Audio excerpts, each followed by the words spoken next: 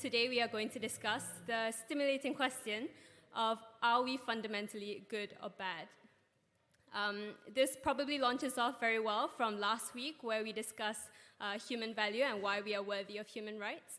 And so today we are discussing, even if humans have intrinsic value, is there any way to account for how flawed we sometimes show ourselves to be? Because humans can sometimes show themselves to be capable of so much good and yet so much evil, and sometimes we might even see some of that in ourselves. So this is the question that we are going to be discussing today. Matt Lillicrap is our speaker for today. He works for a church in central Cambridge. After the talk, there will be some time to ask some questions. You can do that by texting in your questions to the number displayed on the pillars around you, or there will also be a mic going around for you to ask questions in person. Without further ado, I pass this to Matt.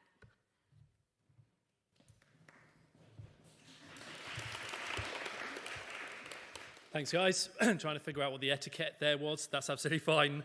It's really great to be here. Thanks for having me, and thanks for coming along to listen and think about this. As Emily said, my name's Matt. I work for a church in Cambridge, and we're going to be thinking about this question, are we fundamentally good or bad? And we've got to say, it's a pretty big question, isn't it? I mean, clues in the name, big questions. It is a biggie. It gets right to the heart of kind of human nature, of who we are or who we think we are. And I'm not really sure why the Christian Union asked me. Maybe it was because I was the kind of last person that actually said yes to come and speak about it. But before I worked for a church, I worked for about 7 years as a doctor in medicine. And I'm also conducting what you might call a big social science experiment, otherwise known as parenting 6 children at home. So maybe, I don't know, they thought maybe I was qualified to say something on this about humanity. But I want to come clean right at the beginning. I think this is a really hard question. I think it's really difficult. Imagine we could wind the clock back 120 years and then go out into Cambridge and ask 100 people this question. 100 people, 120 years ago. I'm pretty sure 99 out of those 100 would say without hesitation, humans are fundamentally good. We're fundamentally good. At the turn of the 20th century, society, if you like, was basking in its own reflected glory. 100 years of kind of astonishing technological advance. Life had been transformed completely beyond recognition. People were more comfortable, poverty was decreasing, working life seemed to be improving, education was more and more universal, and the fundamental ideas about human nature at that time were almost entirely optimistic. There were still problems, but with a bit more time and a bit more input, people felt they were standing on the threshold of utopia. And underpinning all that was the fundamental and strongly held belief that human nature was fundamentally good. The warm glow, I guess, of thinking during the Enlightenment had banished the idea that there was anything bad in human nature at all. So most people would have agreed with Jean-Jacques Rousseau when he said, "There is no original evil in the human heart. There is not a single vice to be found of which it cannot be said how and when it entered." Now, according to Rousseau, humans start out fundamentally good. Any evil in society that we might see results from the negative influence of that society on good human beings and nothing more. But wind the clock on 120 years to today, and I think things would seem pretty different. Now, that old assumption that humans are fundamentally good has kind of experienced wave after wave of challenge over the last century or so. So the first challenge was global experience. 100 years ago, World War I had been done just under a year. An entire generation across Europe decimated by war. And within 30 years, the horrors of the Holocaust were being uncovered after World War II. Even those with the most optimistic views of human nature were being forced into deep soul searching and asking, are we really fundamentally good given that we've just done this to each other? And the 20th century went on to be the bloodiest century in human history. Further genocides, countless conflicts, And actually, the 21st century is already shaping up to outstrip that one. And then, after the global experience, came the challenge of personal experience. Now, as thinkers began to question their fundamental assumptions about humanity, they began to notice pattern in their experiences. So Steven Pinker, he's professor of psychology at Harvard University. As a teenager, he lived by the maxim that human nature was good. Humans were basically good. And he argued with his parents. He remembers arguing with his parents that a day of police strikes would be entirely normal. He'd be able to go out as normal, nothing untoward would happen. His parents, meanwhile, predicted pandemonium. And this is what he wrote. I laughed off my parents' argument that if the government ever laid down its arms, all hell would break loose. Our competing predictions were put to the test at 8 a.m. on October 17th, 1969, when the Montreal police went on strike. By 11:20 a.m., the first bank was robbed. By noon, most downtown stores had closed because of looting. Within a few more hours, taxi drivers burned down the garage of a limousine service that competed with them for airport customers. A rooftop sniper killed a provincial police officer. Riots broke out in several hotels and restaurants, and a doctor slew a burglar in his suburban home. By the end of the day, 6 banks had been robbed, 100 shops had been looted, 12 fires had been set, 40 carloads of storefront glass had been broken, and $3 million in property damage had been inflicted before the city authorities had to call in the army to restore order. So Pinker had an earth-shattering kind of challenge to his assumption that human nature was basically good. And as he and others set about trying to understand this, they began to uncover more challenges, yet more challenges, to the idea of fundamental human goodness. The anthropology, just a few years before, had given birth to the idea of the noble savage. Margaret Mead, among others, had described kind of tranquil, primitive tribes dotted all over the Pacific, unspoiled by the corruptions of modern society. But then a guy called Derek Freeman started studying the same tribes. He found huge rates of violence and rape, and he even interviewed some of the same individuals that Margaret Mead had done, who completely disowned Margaret Mead's account of those interviews. It seemed that she and others had simply projected their assumptions about the goodness of humanity onto the tribes and then found what they wanted to find.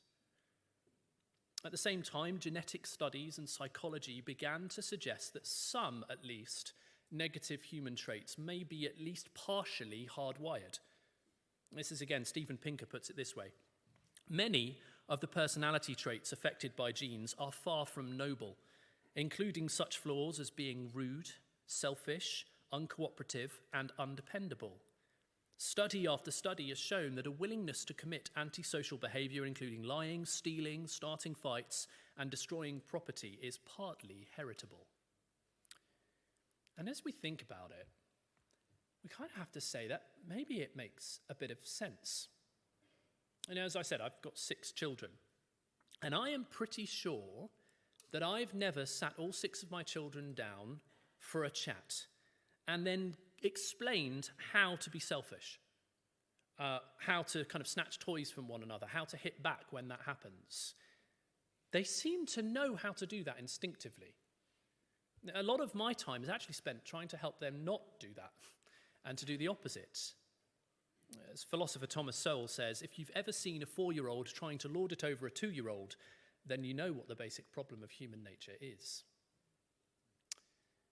So I wonder what would happen if we asked our question to 100 people today. Are we fundamentally good or bad?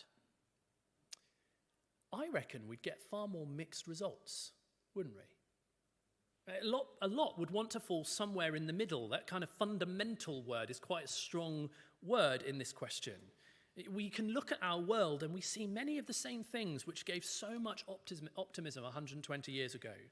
Technological progress, people being lifted out of poverty at amazing rates, incredible heights of artistic and creative beauty, individual humans inspiring others with unthinkable feats.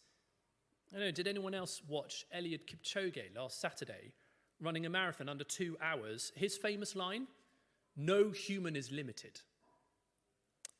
And yet at the same time, we live in a world post 9/11 and the rise of global terror.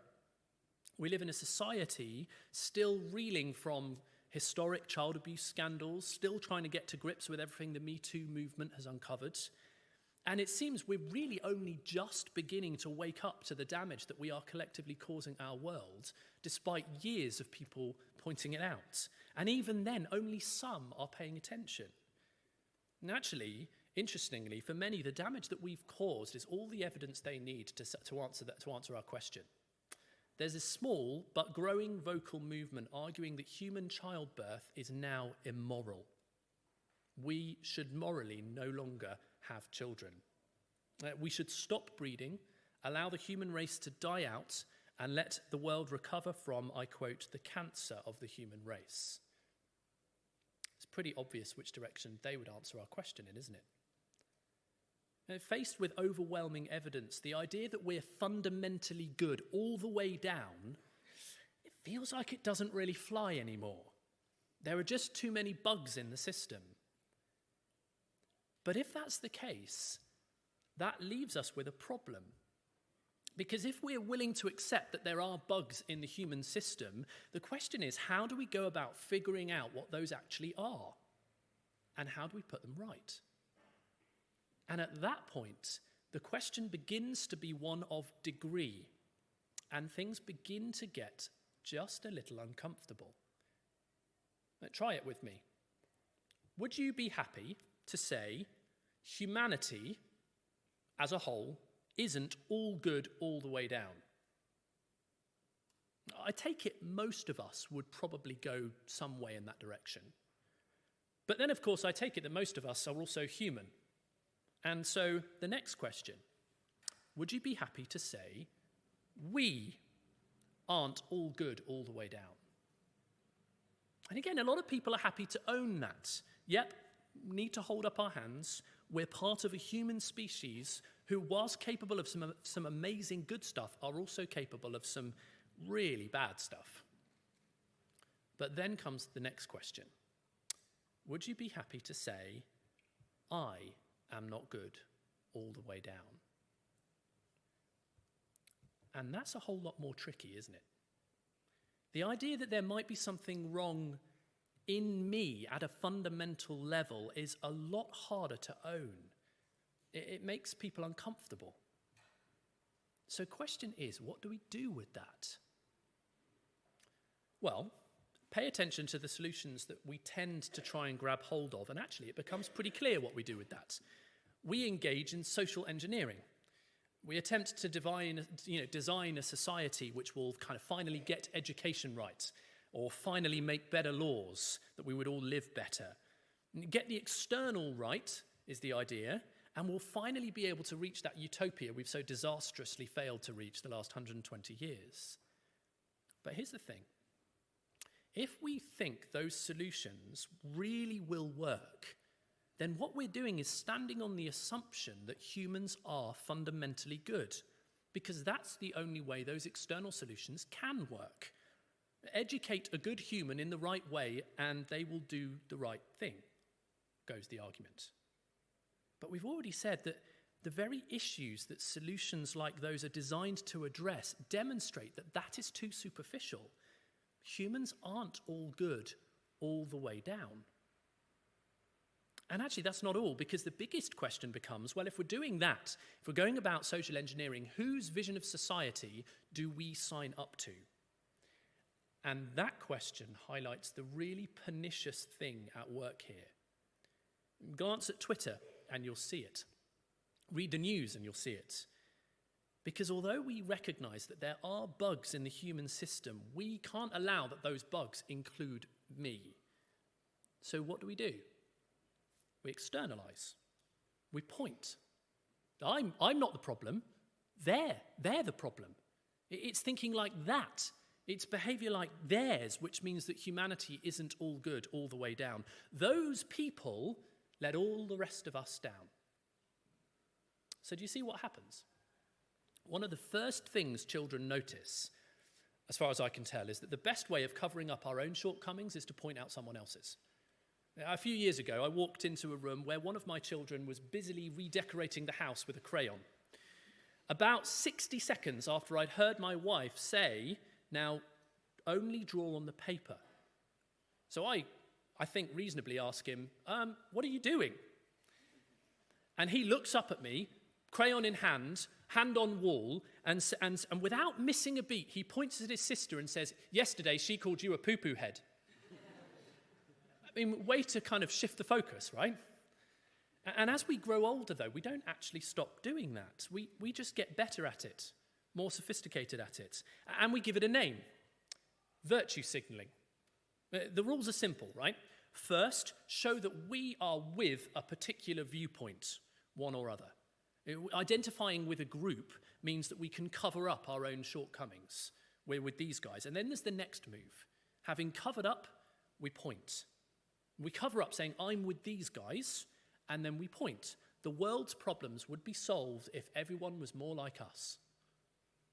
Which translated means that what we're saying is, the problem with you guys is you're not like me. And I think that's pretty ugly. And it's also exhausting. We're left desperately pointing out problems elsewhere, trying to make sure that no one sees the real me underneath my virtue signaling. The volume grows as each side shouts louder, trying to kind of proclaim their own virtues. And the one thing we cannot admit is that we ourselves might not be all good all the way down, that there might actually be something wrong in me. Leo Tolstoy put it brilliantly when he wrote this: "There can be only one permanent revolution, a moral one, the regeneration of the inner person. How is this revolution to take place? Nobody knows how it will take place in humanity, but everyone feels it clearly in themselves. And yet in our world, everybody thinks of changing humanity and nobody thinks of changing themselves." And the question I want to ask is there a better way? Is there a way which might give us freedom and space to stop covering ourselves up and pointing? A way which might even allow us to come clean about the state of our own hearts and minds without fear.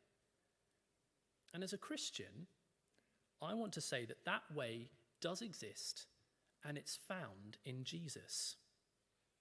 And I want to take you to one of the toughest things that Jesus ever said. The kind of thing that Christians, if you open the Bible and point at it, might even feel slightly embarrassed about. It's found in these little Mark's Gospels, account written by a friend of Jesus called Mark, an account of his life, and it's on page number 22, which will take you to chapter 7 of Mark. And this comes just as Jesus is surrounded by a whole load of people who were like the expert virtue signalers. They'd got it down. Their Twitter accounts would have been a thing to behold. In their day, though, virtue signaling wasn't about kind of making sure they liked the right social media posts or wear the right T-shirts with the right slogan and took the right selfies in the right place. It was actually their main target wasn't other people, it was God. They wanted to virtue signal to God. So for them, it was very much more about demonstrating in a very public way that they were uber religious.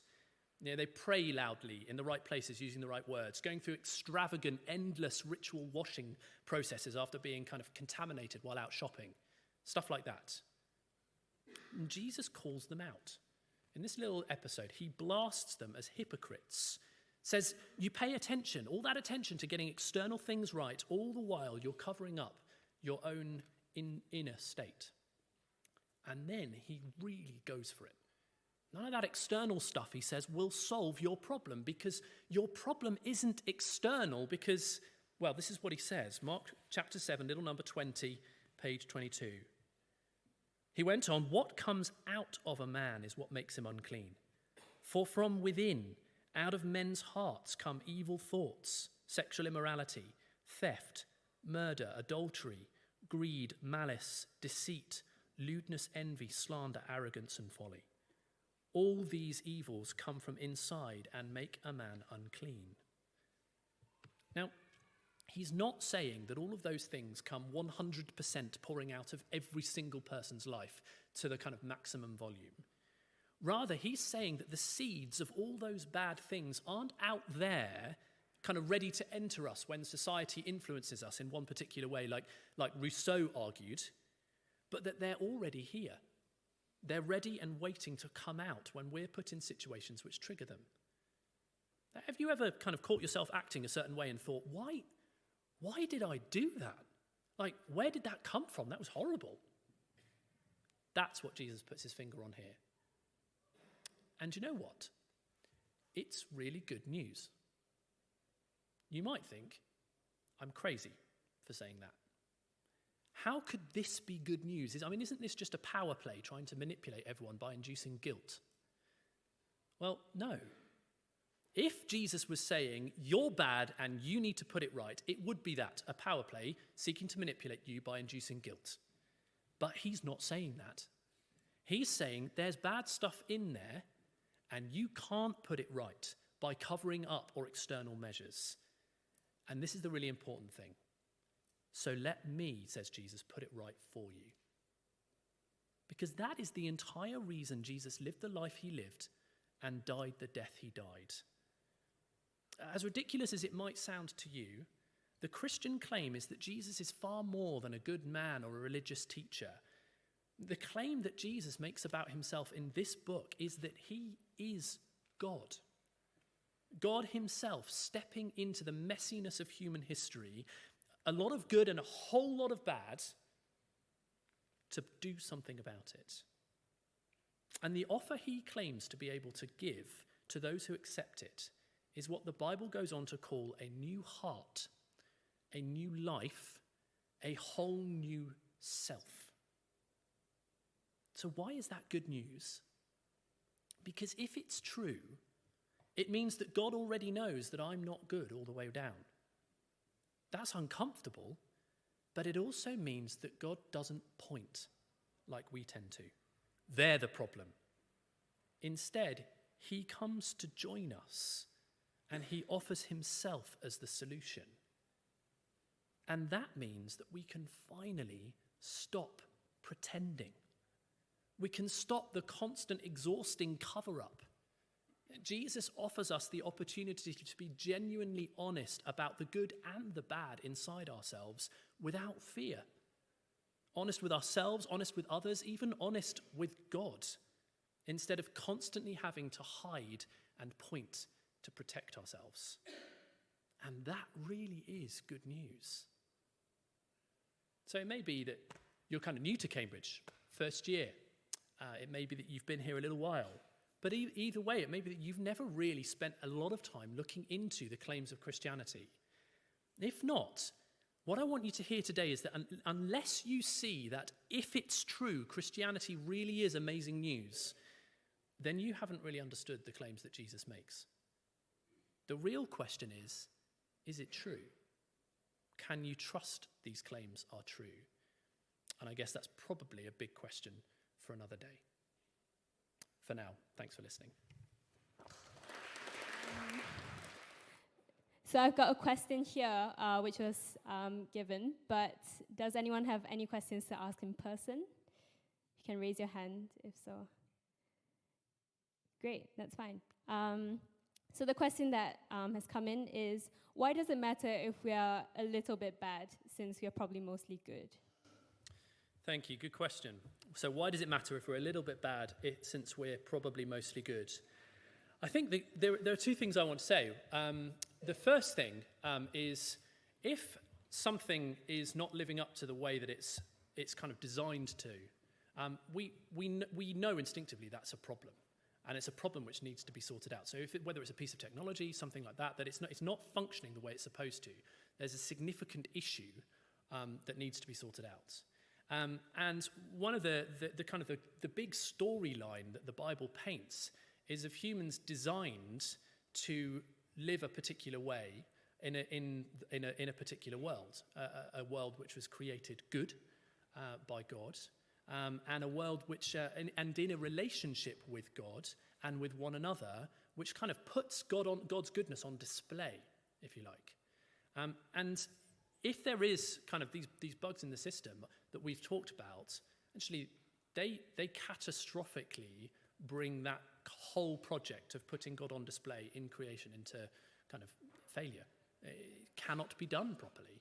You look over the last 120 years, and it's far from putting a good creator God on display by looking after his world, kind of stewarding it well, protecting it. We get something completely at the other end of the spectrum, really, in the end. So that's the first thing I want to say. And the second thing I want to say is because at the end of the day, if it is about having a relationship, if Christianity is at the center, is about having a relationship with God, God being the perfect being, then being able to relate to him actually means being able to draw near to him.